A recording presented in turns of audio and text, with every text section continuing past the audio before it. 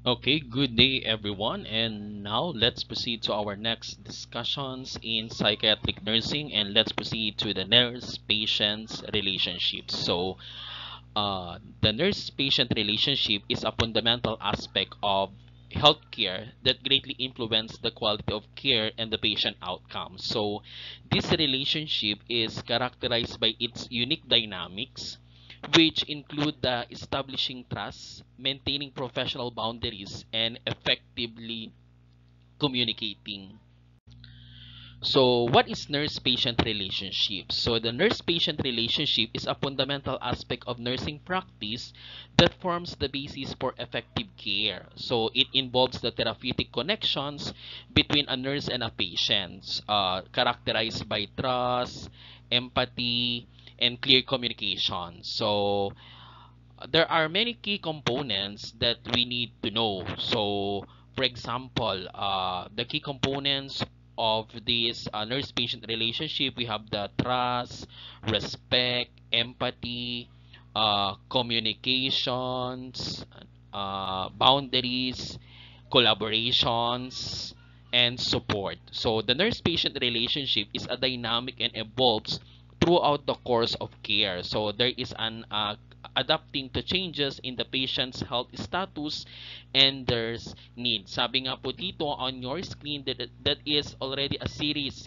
of interactions between the nurse and patient in which the nurse assists the patients to attain the positive behavioral change.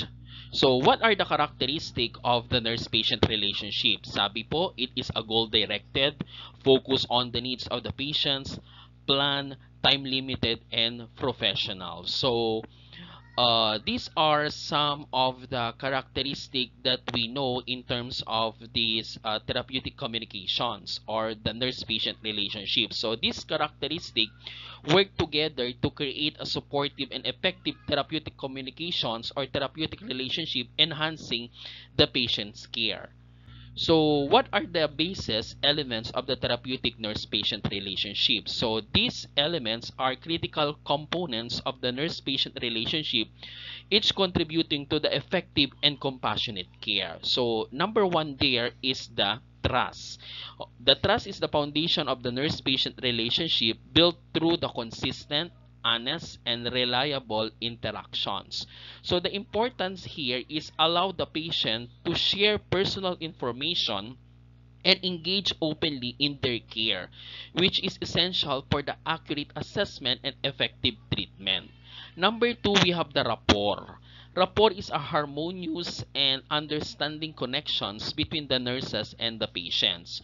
So the importance here is to facilitate communications and cooperation. So building rapport involves showing of empathy, active listening, engaging with the patients in a way that makes them feel valued and understood. And then we have the unconditional positive regard. That is the accepting and valuing the patients without the judgment, regardless of their behavior or circumstances. So this encourage our patients to feel respected and valued, which help in fostering a supportive and non-judgmental environment where they are more likely to openly discuss their concerns and challenges. We have also here the setting of limits, that is establishing clear and appropriate boundaries to maintain a professionals and therapeutic relationships. So this is to ensure the interactions remain respectful and focus on the patient's care. So it helps patients' dependency, manage behaviors that may interfere with treatment, and maintain professionals' integrity. And last one, we have the therapeutic communications, using specific communication techniques that promote a positive and supportive interactions between the nurse and the patients. So involves active listening, providing clear informations, asking open-ended questions, and reflecting on the patient's feeling. So yung therapeutic communications natin helps in understanding the patient's needs, building trust, and facilitating effective care plans. So these elements work together to create a supportive and effective therapeutic relationship, ultimately improving patients' outcomes and satisfactions. Let's proceed to the phases of nurse-patient's relationship. We'll start with the pre-interaction. So the pre-interaction is the initial stage in the nurse-patient's relationships and involves the preparations before the meetings. So here are the detailed look of the phase. Start with have in the preparation. So in the preparation phase, there is a gathering of information. So the nurses collects relevant data about the patient's medical history, current health status, and any specific concern or needs. So these informations can come from the medical records or previous interactions or consultations with other healthcare professionals. Here in the pre-interaction phase, we have also the setting of goals. So we need to identify the objectives for the upcoming interactions of care plan based on the patient's conditions and needs. And here we have also the self-reflections. Okay, sa self-reflection natin, nurses reflect on their own feelings, biases, and expectations to ensure they approach the patients with an open and non-judgmental mindset. So, dyan na po pumapasok po yun, anak, is kailangan po natin ma-develop yung ating self-awareness. Another activity for the pre-interaction phase, we have the reviewing of patient's data. So we need to review the patient's medical history, test the results and previous care notes to understand their health status and treatment plan. And also recognizing any potential issues or challenges that might arise in the care process, such as complex medical conditions or communications barrier. And another activity here is the preparing for the environment. So ensuring a comfortable setting, making sure that the environment where the interactions will take place is a conducive to be productive and respectful conversation. So this include of checking the privacy, reducing the noise, and arranging the space to be welcoming and functional. So gathering any necessary materials or resources that might be needed for the interactions such as educational materials, medical tools, or consent form. And another activity here is planning the interaction. So arrange a suitable time for the meeting that accommodate both the nurses and the patient schedules. And we need to define the purpose of the interactions and determine what informations or outcomes are desired from the meeting. And lastly, ang importante rin po dito mga anak is mental and emotional preparations. So we need to ensure that the nurse is mentally and emotionally prepared to engage with the patients effectively. So this includes in managing stress, maintaining a professional demeanor, and being ready to offer support and empathy. And considering the potential difficulties that might arise during the interaction, such as emotional reactions from the patients or complex medical questions, and preparing strategies to address them. So ano po ba yung importance of this pre-interaction phase? So the importance of pre-interaction phase is proper preparations in building a strong foundation for a positive and effective nurse-patient relationship. And being well prepared and enables clearer and more focused communication, which facilitate better understanding and collaboration with our patients, and demonstrate professionalism and respect for the patient's time and needs. So contributing to more efficient and respectful interaction. So in summary, the pre-interaction phase is a crucial for setting the stage for a successful and therapeutic relationship. So ensuring that the nurse is well prepared to address the patient's needs effectively. Okay? Next one, in orientation phase. In orientation phase, begins with the nurse and patients interacts for the first time. So this is the second stage where the nurse and patient relationship and involves the initial meeting between the nurse and then the patient. So these phases is crucial for establishing the foundation for therapeutic communications. So the major task here, establishing the rapport, develop the trust, and assessment. Ang parameters of the relationship are laid. So next is we need to introduce.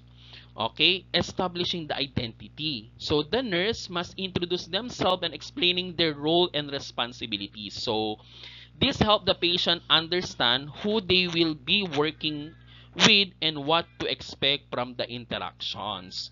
And the nurse aims to create a welcoming and non-threatening environment which help in reducing the patient's anxiety and encouraging an open communications. Another one, we have the establishing of rapport. So, through warm and respectful and empathetic interactions, the nurse begins to build a trust with our patients. So, this is a crucial for facilitating open and honest communications. And we need also to demonstrate an understanding of the patient's feeling and concern, help to foster a sense of safety and acceptance. And we need also to explore our patient's needs. Kasi the nurse explore the patient's primary concerns like the health issues and needs. So this involves such as active listening and asking open-ended questions to gain a comprehensive understanding of the patient's situations. Another one here is, together with the patients, the nurse identify the short-term and long-term goals for their care. So this help in setting a direction for the therapeutic process. And also here, we need to, one of the orientation-based activity is setting an expectations or clarifying the rules. So the nurse explain the rules that the patients can expect from them and what is expected from the patients in return. So this help in setting clear expectations and reducing any conclusions. And also here, the nurse assured the patients about confidentiality of their informations and the limits of their confidentiality, helping to build the rapport. And sabi nga po natin kanina, one of the activity also here is developing a plan. So the nurse begins to develop a preliminary care plan based on the patient's needs and goals. So the plan is often adjusted and refined as the relationship progresses and more information becomes available. Okay, so providing informations, or the nurse provides relevant informations about the patient's health, treatment options, and what to expect moving forward. So yan po yun. So ano po ba yung importance of orientation phase natin? Number one is establishes the therapeutic relationship. So this phase set as the stage for strong collaborative relationship between the nurse and then the patients. Another importance here is promote effective communications, because clear communications help understanding the patient's need and setting the direction of the effective care. And then another importance is builds trust and rapport. Creating a supportive and trusting environment is essential for successful interactions and achieving possible outcomes. So, in summary, the orientation phase is a vital for initiating a productive and supportive nurse-patient relationship, setting the groundwork for successful interactions and effective care throughout the therapeutic process. Okay, let's proceed to the working phase, because the working phase is the longest and most productive phase of the nurse-patient relationship. And the major task here is the identifications and resolution of the patient's problem, because this is the third stage in the nurse-patient relationship where the primary focus is on the implementing the care plan and working towards achieving the patient's goal. So this phase is characterized by active collaboration and problem solving. So here are the detailed look of the at this phase. Number one, we have implementing the care. So the nurse provides necessary interventions and treatment as outlined the care plan. So this may include administering the medications, performing procedure, or offering support and educations. And here we have the regularly assessing the patient's response to the interventions and making adjustment as needed to ensure the effectiveness of the care of plan. Number two here is ongoing assessment. So continuously assessing the patient's need, conditions, and progress. So this involves observing the changes in health status and responding to the new issues or concerns that may arise. And then we also do soliciting feedback from the patients about their experience and satisfaction with the care being provided, and using these informations to make necessary adjustment. Number three activity here is facilitating the communications.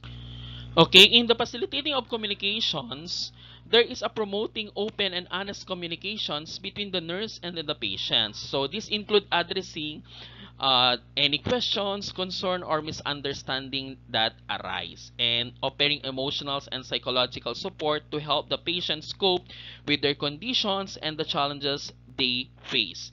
And another here is problem solving. So addressing the issue here. So identify and addressing any problems or barriers that might impede the progress towards the patient's goal. So this may involve modifying nursing care plan or seeking additional resources. Collaborating with the patients, working together with the patients to explore solutions, make decisions, and adjust the care of plan as necessary. Ang pinaka-importante sa working phase is educating and empowering. So, educating the patients about their conditions, treatment options, and self-care strategies. So, this help in empowering the patient to take an active role in their health engagement, encouraging the patients to apply learn skills and knowledge in managing their health independently.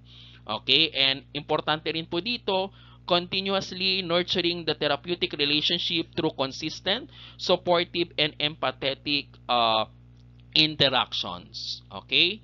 So, ang importance ng ating working pace is achieving our goals. So, this pace is crucial for working towards the patient's health goal and improving their overall health well-being. So, the flexibility to modify the care of plan based on the ongoing assessment and patient feedback ensures that care remains relevant and effective. And then the collaborations nature of this space reinforce the nurse-patient's partnership, leading to better patient's engagement and outcomes. So, in summary, the working pace is a central to the success of the therapeutic relationship, focusing on the active collaborations, problem solving, and ongoing support to achieve the positive health outcomes for our patients.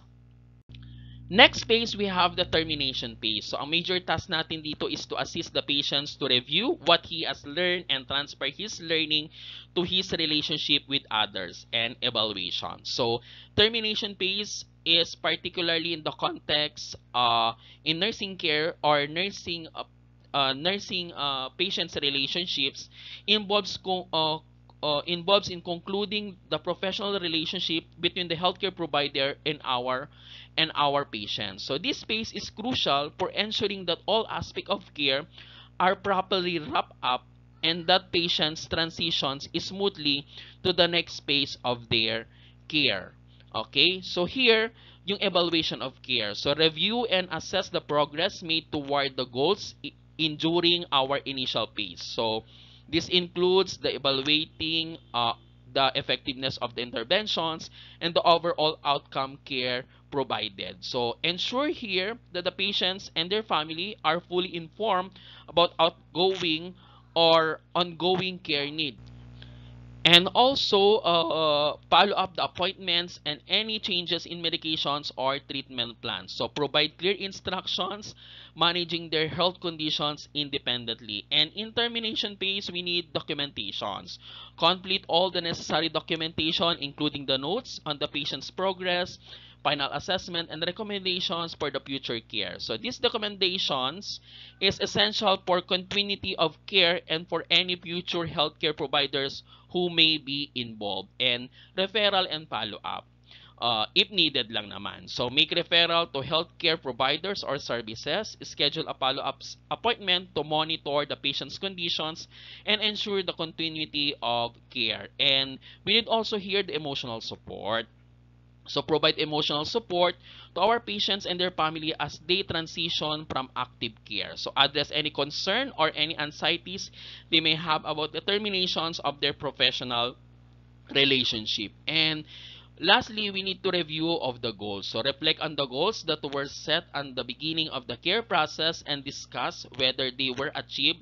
So these help in understanding the effectiveness of the care provided and in planning for any future needs. And importante din po dito sa termination phase natin yung feedbacking kasi obtain feedback from our patients and their family about the care provided. So this can help in improving future care practices and addressing any issues that arose during that care process. And then in termination phase, yung closure. So ensure a proper and respectful closure to our professional relationships. So this include expressing gratitude for the opportunity to provide care and acknowledging the patient's journey and progress. So in summary, the termination phase is about ensuring that all aspects of care are properly concluded, that the patient is prepared for the next step in their health journey, and the transition is as smooth and supportive as possible. Okay, when to terminate? So, kailan po natin ite-terminate ang nurse-patient relationship natin? When the goals have been accomplished, when the patient is emotionally stable, when the patient exhibit greater independence, and lastly, when the patient is able to cope with anxiety, separations, fear, and loss. So, how to terminate? So, these are the steps are greater for the structured and compassionate approach to the termination phase. So here, and how you can implementation the termination. Number one, gradually decrease interaction time. So start by reducing the frequency interaction in a structured manner, allowing the patients to adjust gradually. Inform the patients about the plan to reduce interactions well in advance. So this prepares them mentally and help manage their expectations. Okay? During this transition period, offer reassurance and support to ensure that the patient feels confident about their ability to manage on their own. Number two is focus on the future-oriented topics. So, shift conversions towards the patient future plans and goals. So, this might include discussing their long-term health managements, upcoming appointments, or personal goal. And we need to also encourage our patients to think about and plan for their ongoing health needs. So, this helps them feel more in control and prepared for the future. Next, encourage expression of feelings. So, provide an environment where the patients feel comfortable in expressing their emotions and concern about the terminations. And lastly, we have make the necessary referral. So, assess whether the patient needs a referral to other healthcare providers, services, or support system. And ensure that referrals are made and that the patients has all the informations they need to follow up. So this might include the contact details, appointment schedule, and an overview what to expect. So by integrating this strategy into the termination phase, you can help ensure that the process is smooth, supportive, and respectful, facilitating a positive transitions to our patients. Okay? Okay, so there is a common problems affecting the nurse-patient relationship. So in healthcare and therapeutic relationship, understanding like the transparent, counter-transparent, and resistant is crucial for effective communications and care. So number one here is the transparency. So yung transparency natin, that it's occurs when a patient projects feelings, attitudes, or desire from past relationship onto the nurse or healthcare provider. So this can manifest as either positive or negative emotions. Kapag positive transparency tayo, the patient might view the nurse as a supportive figure or an authority figure that they idealize based on the past positive relationship. While on the negative transparency naman, the patient might project negative feelings or unresolved conflicts onto the nurse, leading to the distrust, hostility, or frustration. So, recognizing transparent helps the nurse understand the underlying dynamics affecting the patient's behavior and feelings and allowing for a more empathetic and effective response. Next, we have counter transparency. So, here is nurse emotional response to the patient's transparent. So it involves the nurse's own emotional reactions, which may be influenced by their own experiences and feelings. So the nurse may experience strong emotional reactions, either positive or negative, towards the patient due to this projection. So this can affect the therapeutic relationship and care. So how to manage the countertransference, self-awareness, and supervisions are key. Nurse should reflect. Okay, how to manage the countertransference, as I've said. So self-awareness and supervision are the key. So nurse should reflect on their own reactions and seek guidance or support if needed to maintain professional boundaries and objectivity. And lastly, we have the resistance. So resistance refers to the patient's reluctance or ambivalence toward engaging in self-explorations or addressing certain issues. So this can manifest as avoidance, denial, or defensive behavior. So we have a type of resistance. We have active resistance. Pag sinabi natin active resistance, the patient may directly refuse to discuss certain topics or participate in the certain aspect of their care. Passive resistance naman, the patients may show reluctant through procrastinations, lack of follow through, or minimal engagement. So, kailangan natin address itong resistance na ito. It is important for the nurse to understand the underlying reason for the resistance, which might be include fear, discomfort, or lack of trust. So, we need to build rapport using motivational interviewing techniques, and gradually addressing concern can help in overcoming the resistance. So, paano yung application natin? For example, in transference, be aware of potential impact of the patient's feeling and response on the therapeutic relationship. Maintain professionalism and set clear boundaries while validating the patient's uh, emotions. For countertransference, engage in a regular self-reflection and self-supervisions to manage personal emotional responses. So these help in maintaining objectivity and effectiveness in care. And fourth, resistance, explore the reasons behind the patient's resistance with empathy and patience. So use techniques to build rapport and encourage open communication, helping patients feel more comfortable with self-explorations and care. So understanding and managing these dynamics can enhance the effectiveness of the therapeutic relationship and contribute to their patient's outcome. So that is for our nurse-patient's relationship. So thank you for listening.